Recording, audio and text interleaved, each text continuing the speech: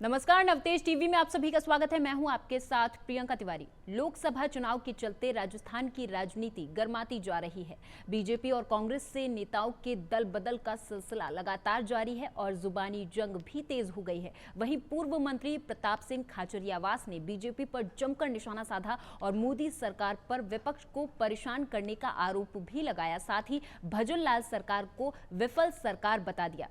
हमारे संवाददाता सुरेंद्र कुमार सोनी ने पूर्व मंत्री प्रताप सिंह खाचरियावास से खास बातचीत की है, सुनाते हैं।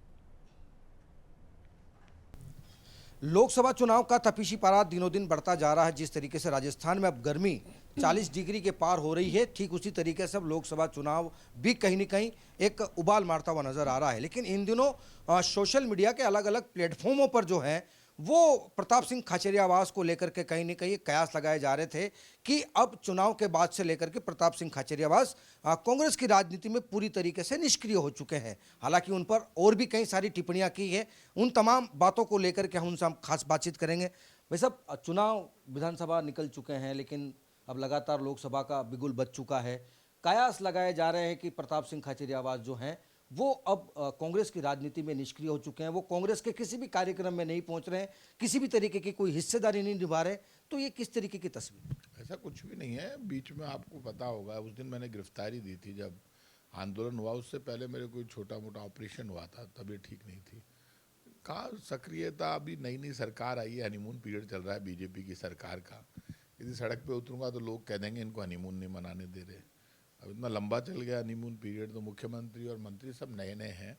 यदि ज़्यादा करूँगा तो बोलो देखो प्रताप सिंह हार गया चुनाव, फिर भी इनको बेचारों को तंग करा। वो जीते हैं, उनको मज़े लेने दीजिए, थोड़े दिन तो मजे ले, उसके बाद उतरेंगे सड़क पे। जब एक बात आप ध्यान कर रखना, जब परिवार के सामने चुनौती हो और युद्ध शुरू हो जाता हो, तो युद्ध के वक्त माँ बाप को छोड़कर नहीं जाया जाता।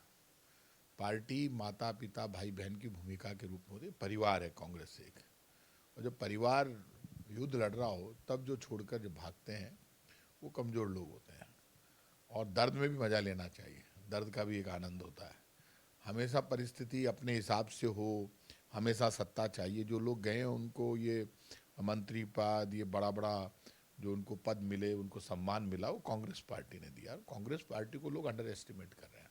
लेकिन बीजेपी का जो पूरी राजनीति है वो आडंबर, झूठ, फरेब और धोखे पर है। और जब आप इस बात को जानते हैं कि जो इस देश में माहौल बना है, जिस ढंग से केजरीवाल जी को गिरफ्तार किया गया, उसके बाद तो लोगों का राजनीति से भरोसा उठ जाएगा। बीजेपी इलेक्ट्रल बॉन्ड का जो घोटाला हुआ उसको धर्म और आस्था की आड़ में दबाना चाहती है। कभी केजरीवाल को गिरफ्तार करके उस वक्त डाइवर्ट करना चाहती है कि चर्चा ये होती रहे। आप मुझे ये बताइए, केंद्र सरकार में कोई केंद्रीय मंत्री या केंद्र सरकार का कोई नेता बेईमानी करे और हम चिल्लाते रहे तो उनको तो कोई अरेस्ट करने वाला है ही नहीं। ये चाहे जिसको अरेस्ट कर लेंगे, मुख्यमंत्री को भी। ऐसा नहीं है। अशोक गहलोत जी और सचिन पायलट जी से मेरे बहुत अच्छे संबंध हैं और कोई किसी के हराने से नहीं हारता। हार के पीछे सबसे बड़ा कारण मैं अपने आप को मानता हूँ, लेकिन ये तय बात है। और ये पापी इतने हैं, गंदे हैं कि बर्बाद हो जाएंगे बीजेपी वाले। इनमें बहुत बुरा होगा, भगवान छोड़ेगा नहीं इनको। इन्होंने इतना गंदा माहौल बनाया। सनातन बचाओ, भूख से बचाओ का नारा नहीं दिया।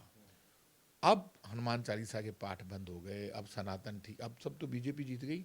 अब सनातन भी ठीक हो गया, अब हनुमान चालीसा के पाठ भी बंद हो गए, अब कहीं मस्जिद भी नहीं बन रही है। 5 साल तक कांग्रेस की सरकार ने रोटी रोजगार की व्यवस्था की।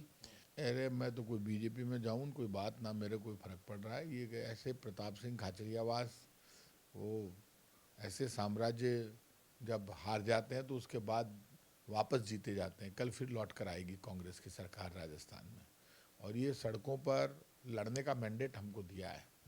ये जो बीजेपी पाप कर रही है ना राजस्थान की जनता के साथ, गरीब के साथ, दलित के साथ अन्याय कर रही है, पूरे राजस्थान में पाप कर रही है। तो इनकी इनकी नाक में नखिल डालने का काम प्रताप सिंह खाचरियावास करेगा। मन तो कोई ईडी सुडर लागे, कोई और सुडर लागे, बीजेपी वाला सावधान रहे। मन कोई टेंशन को नहीं कहाँ की भी।